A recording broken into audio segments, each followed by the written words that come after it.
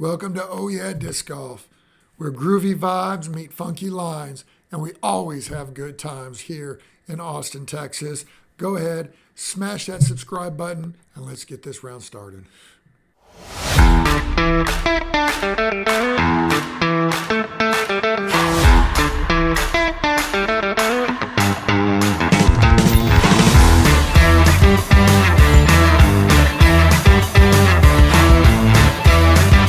We are definitely lucky to be living in the Central Texas area. We have over 60 disc golf courses within 50 miles of our area. 60. All right. So today's episode, yours truly is going to talk about the top 12 disc golf courses around the area. Joey, how are you going to do that? What's your point of reference? What are you framing? Let me give you the three ways of how I did this. Number one, playability. This accounts for the shot shaping.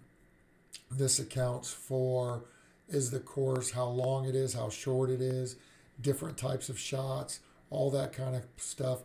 Playability. Number two, amenities.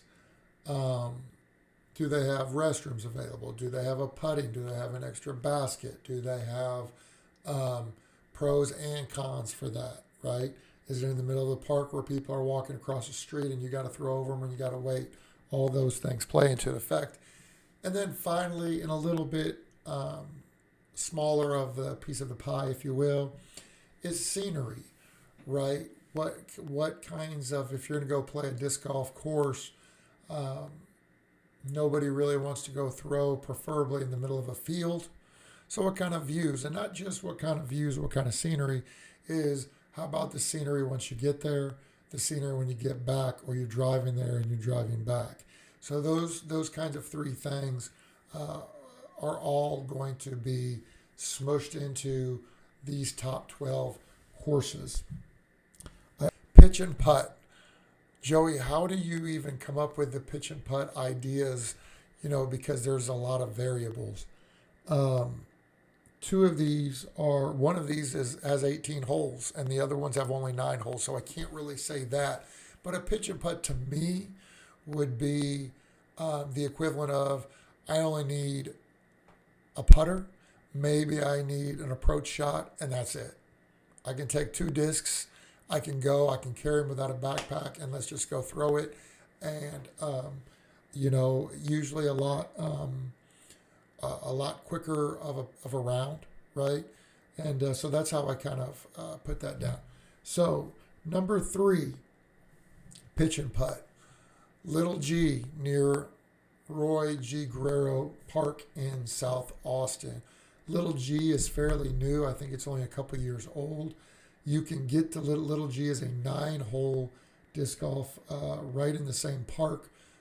You can get to it through the big course. A lot of people do. A lot of people will go play the first, I think it's 10 holes, and they walk across, throw those 9 holes, and they come back and finish Roy G. But Little G is a newer course. For being a pitch and putt, it's a solid little course for 9 holes. I mean, it's got a couple holes that are, right at 300 feet. It's got some really nice shot shaping. Some dog legs left and right. It's not just a point and click. So it's a good little course. You can get it done in 30 to 45 minutes. The scenery is really nice. The level of playability is high. And it's really a little gem. I guess it's not people know about it now, but it's a nice little park. One of the cons of Little G is because it is so close and walkable from Roy G, you get some, in my opinion, unnecessary traffic, right? So if you're playing either course, you might have people that hop on because from going from Roy G to Little G, you got, I think they hop on hole 4 or something like that. So if you're on Little G just trying to get a quick 3, quick round in just because you're right by, sometimes it's difficult. And because it's in South Austin, the traffic makes it difficult especially if you're not from around there. So getting in and out sometimes is difficult. If you're not sure where you're going, sometimes that's difficult. But Little G has to be on my list at number 3. Number 2, I think this is a very hidden gem up in North Austin, Leander area. It is Jumanu Neighborhood Course. Now, this is a neighborhood course. Um, Technically, I think it's only for the neighborhood, but the neighborhood is excellent. I have never had a problem anytime I've gone. It is never very busy at all. There's some trails, people walk with dogs, but it is an absolute masterclass of a 9 holes. You can take 2 or 3 discs. You don't need to take your full bag. It is mulched up. It has got cedar and pecan trees everywhere. It is not easy. So it's all par threes, but they got a couple of those holes are within the 250 to 300 foot range, and there's trees everywhere. So if you're going to look, if you're up north and want a quick 9 hole, but is not wide open park, this course is going to do it for you. It is secluded. It's got parking. It does not have any bathrooms or anything like that, but it does got separate parking.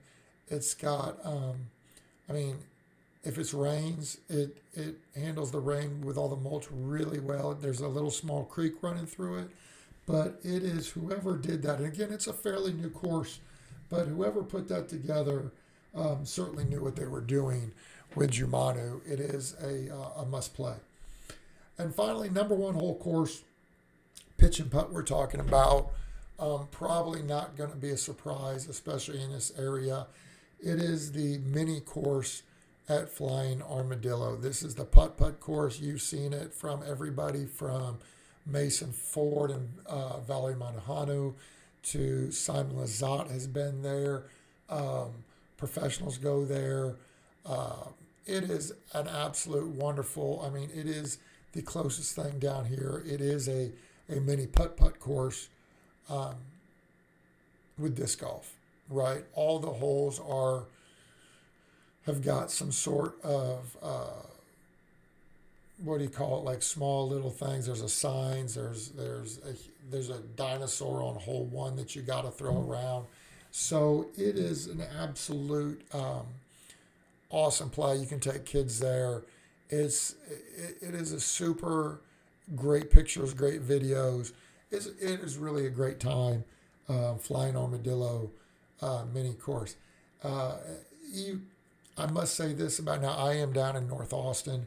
It is a drive. It's in San Marcos, and it's not only in San Marcos. It's I'd say 10 miles, or that'd be west of San Marcos as well. So it's a little drive to get there. And not just that. My only little small complaint about both Flying Armadillo courses is that if you go on a weekend, just be prepared to go slow. They don't do tee times. You go there on a beautiful Saturday or Sunday, you're going to wait. And that's just the way that it is. You got to be prepared to wait. And so if you're rushed, you're probably not going to have that good of a time at Flying Armadillo, either one of those 2 courses. But it's definitely worth the drive. And if you've never been there, it's definitely worth the drive. Spend the day out there. You'll have a great time. And there you have it, another great episode. Always remember, we're having groovy vibes, we're throwing funky lines, and we're always having a good time. Peace and love. Y'all have a great day.